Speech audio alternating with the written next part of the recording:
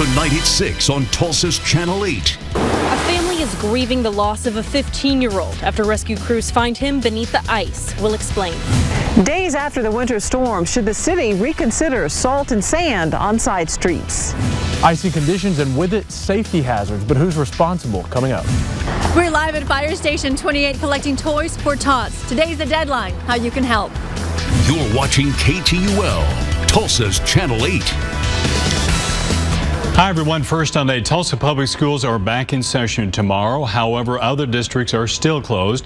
They are scrolling at the bottom of your screen, also at KTUL.com. We are also following a heartbreaking development in Claremore tonight. That's where the body of a 15-year-old boy has been discovered in a pond. Channel 8's Caitlin Alexander joins us live with an update to this breaking story. Caitlin. Mark, over the past 2 days, we've seen Claremore police officers, also a Tulsa County watercraft, a chopper. But now that that body of that 15-year-old has been recovered, the pond, the scene behind me, is empty. This Claremore pond is quiet now. Some broken shards of ice are all that's left from a days-long search. Divers found 15-year-old Keith Chambers' body late Tuesday morning. He'd been missing since going for a neighborhood walk Sunday night. Investigators found footprints leading out to a hole in the ice about a half-mile from his home. The community is already showing support for the Chambers family, who declined to speak with us shortly after getting the news. Neighbors and classmates tell us Chambers was a baseball player. Police say no one is a match for Oklahoma ice. If you're in Michigan or Minnesota, it's a different story, but in Oklahoma, the temperatures just do not get cold enough typically to support being out on a pond, a creek, a lake. We got in touch with the Claremore superintendent, who says that when classes do go back into session, there will be on-site counselors for students who are grieving the loss. Live in Claremore, Caitlin Alexander, Tulsa's Channel 8. Caitlin, thanks. This is a second tragedy this week of a young person in our area following through ice and passing away because of it. 6-year-old Jorge Luna died Saturday in South Tulsa. In Sand Springs, a bitter cold made fighting this house fire more difficult for crews overnight. The fire started inside the home, then spread to the roof. It's believed the place was under renovation, so no one was inside at the time.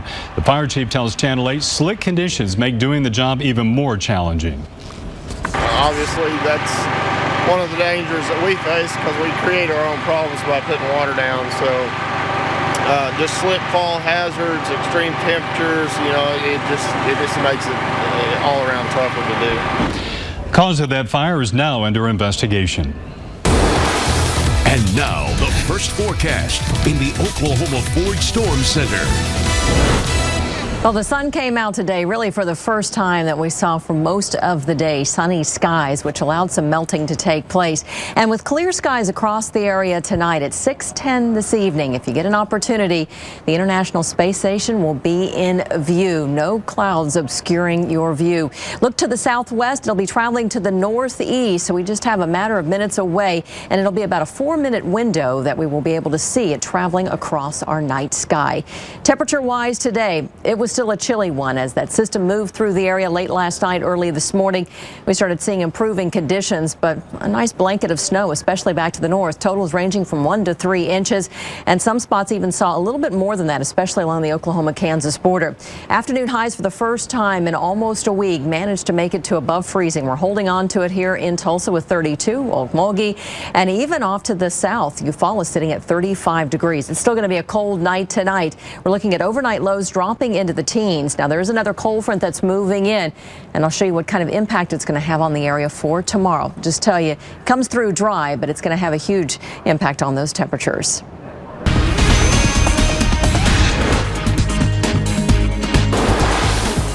Good evening, everyone. We're at Fire Station 28. Dinner is ready and hot on the burner, but you know what? There's not a firefighter in sight because they just got a call, so they are out helping our community, which they have been doing so much. These are all the toys that have been dropped off here for Toys for Tots. The Williams family just came by to donate a toy. Tell me why you came by tonight.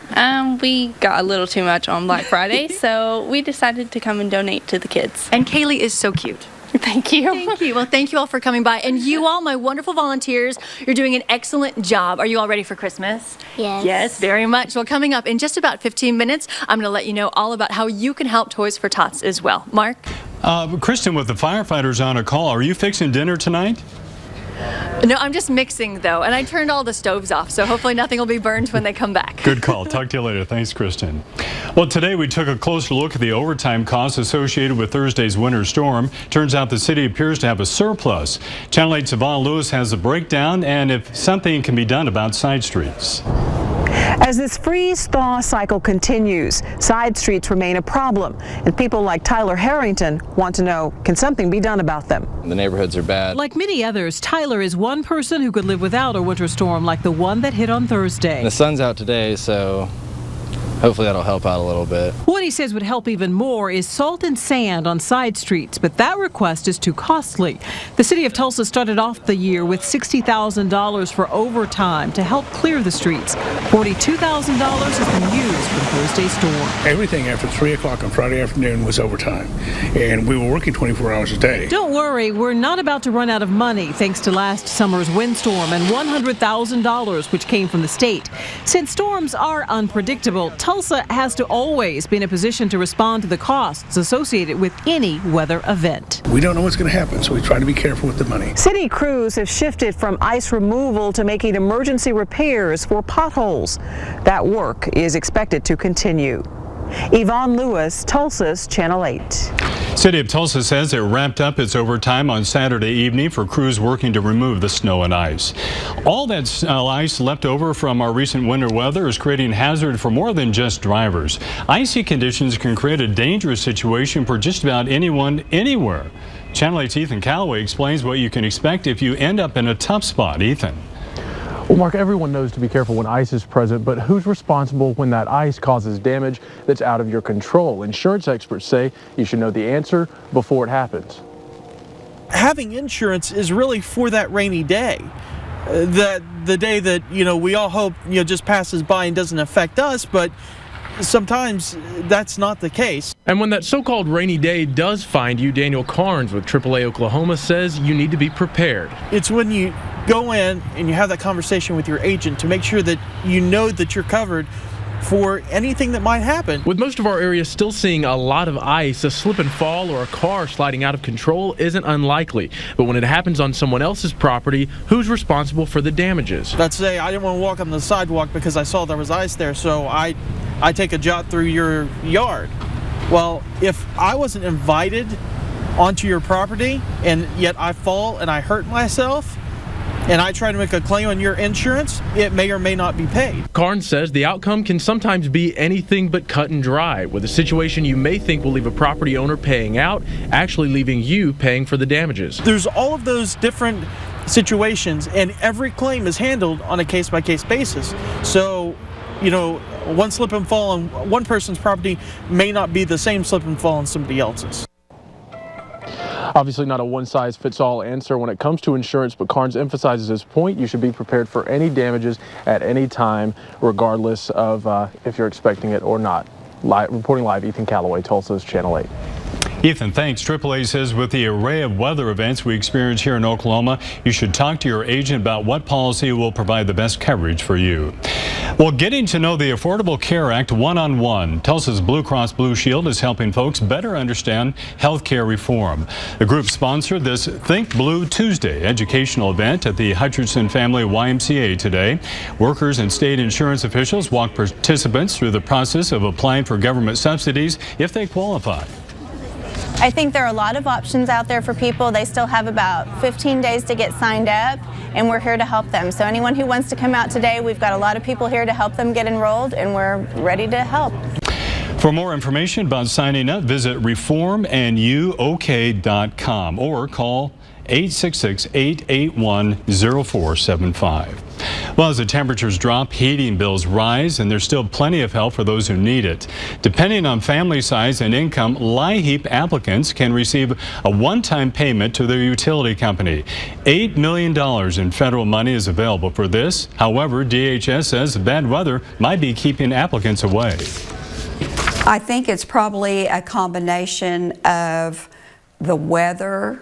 It's intensely cold. School is out. People are hibernating a little bit. Plus, we pre-authorize the bulk of the program. Payments are available on a first-come, first-served basis. Cox Communications spreads a little holiday cheer around the metro. At lunch today, employees gave away $180,000 to 27 Tulsa area charities. $50,000 of that will go to an anti-bullying campaign.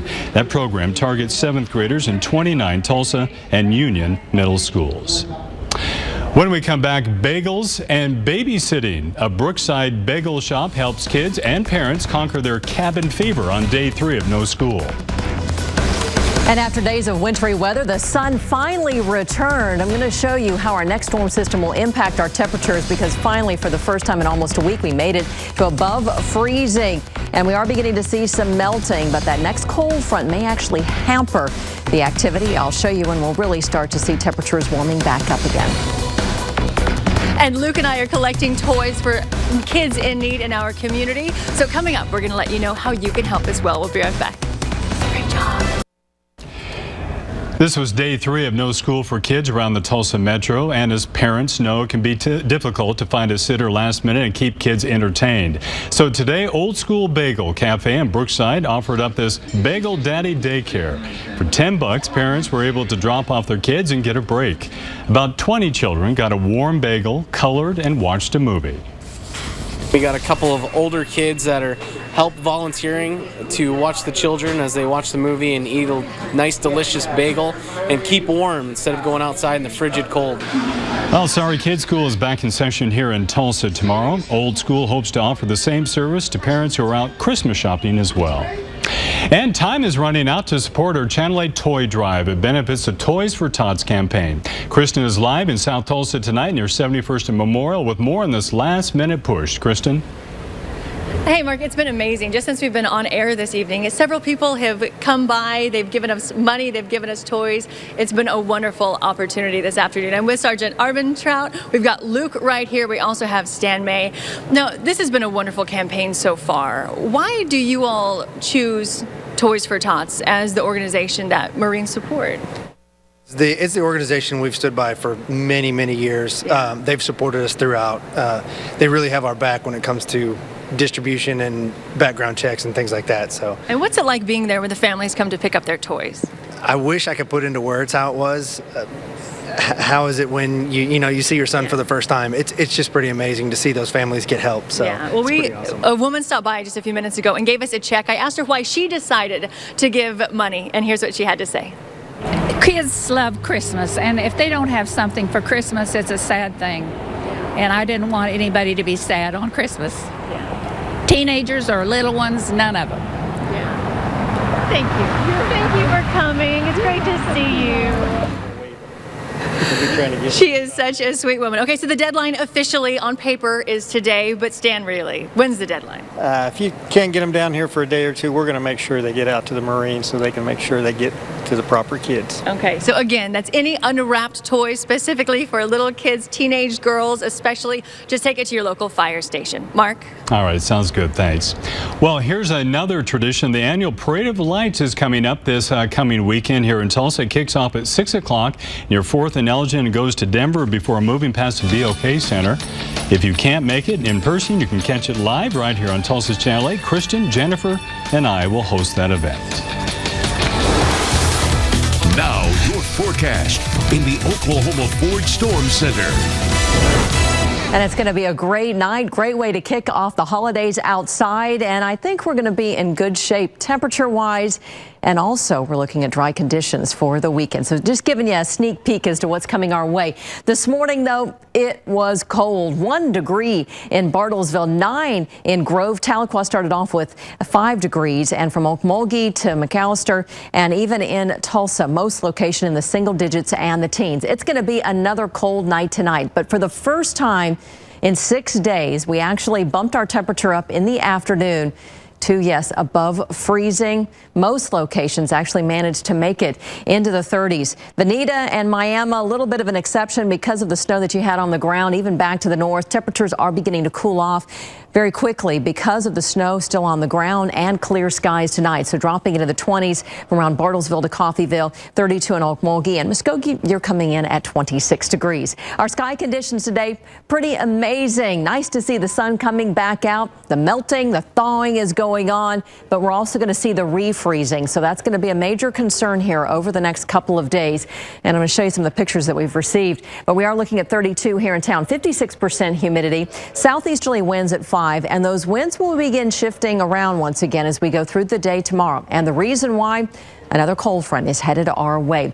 So really over the last couple of days, even today, we've been averaging, even in the morning lows and afternoon highs, some 15 to 20 degrees below the normals for this time of the year.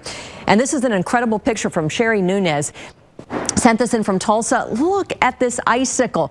This is just an incredible reminder of what's going on outside. You have to keep a really close watch on the grounds because they're refreezing, and then anything that's melting and thawing and dripping during the overnight hours is going to refreeze as well. So keep an eye on the skies and down below as you travel and walk around sidewalks, side streets, and yes, even on those steps and parking lots. We're going to see some icy conditions here for the next few days. And look at our conditions in Bartlesville today. A lot of folks enjoying the day off. Still enough snow on the ground to be able to do some sledding. Thank you, John LaJoy, for sending this in. Storm system that came through last night is off to the east of us. That's why we ended up seeing sunny skies today. And we will see some more melting taking place. But there's another front back to the north, which is going to stall our warming trend here. It comes through dry for us, so that's the one good news, but it will be a chilly day tomorrow. I think we can all manage that. And there's still going to be a little bit of thawing that will be taking place. High pressure builds in for tomorrow, and that will keep our temperatures below normal.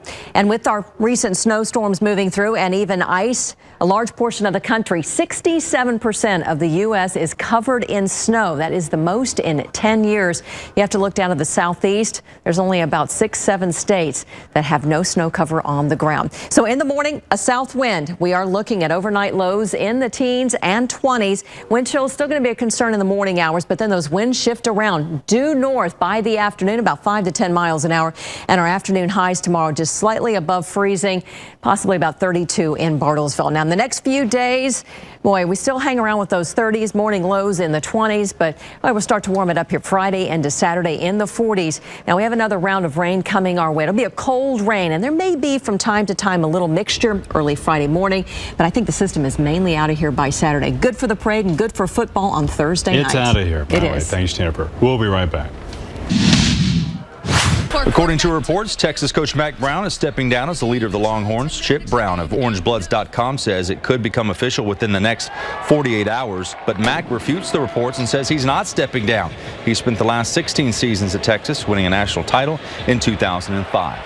The postseason awards have started to come in for the University of Oklahoma. Athletic Director Joe Castiglione received the 2013 John L. Toner Award this afternoon. Also, Gabe Eichert was named the Danny Warfel Award winner. It's given annually to the college football player who best combines exemplary community service and athletic and academic achievement. Eichert helped lead tornado relief last summer and was a big part of the Sooners traveling to Haiti in 2012. He's also graduated last May with a 4.0 grade point average. University of Tulsa has 3 guys selected to the All-Conference USA team. Tulsa native and linebacker Sean Jackson, running back Trey Watts, and offensive lineman Stetson Burnett. Tulsa also had a second-teamer and 2 all-freshman team selections. The OSU cheerleader that appeared to try and trip Eric Stryker Saturday after the Bedlam game will face disciplinary actions. Jared Atkinson told OSU officials that he wasn't trying to actually trip anyone, but he did it in a mocking manner. Oklahoma fans raced to social media to express their anger. Deputy Athletic Director Dave Martin said Atkinson was very apologetic and will be disciplined. High school football championships weren't the only games postponed due to the winter weather. Danny Manning and the Tulsa Golden Hurricane finally get to take the court tonight at 7:05 in a game that was moved twice. Tulsa is hosting the Trojans of Arkansas Little Rock at the Reynolds Center. TU is looking for their 3rd win of the season and their 4th in the series, which is knotted at 3 games apiece. The home team has won every game in this series. The Thunder are in action tonight as well at Atlanta. Tulsa's chapter of the Thunder Blue Alliance is having a watch party tonight at TGI Fridays. Tip-off is set for 6:30, and they'll have a lot of giveaways there at that watch party, so it's always a fun time. Go Thunder. Yeah, absolutely. Good. Thanks, Rick. That's our news tonight. Thanks for watching. Wheel Fortune is up next. Our coverage continues online at KTUL.com. And at 10 after What Would You Do? We'll see you at 10 o'clock. Good night.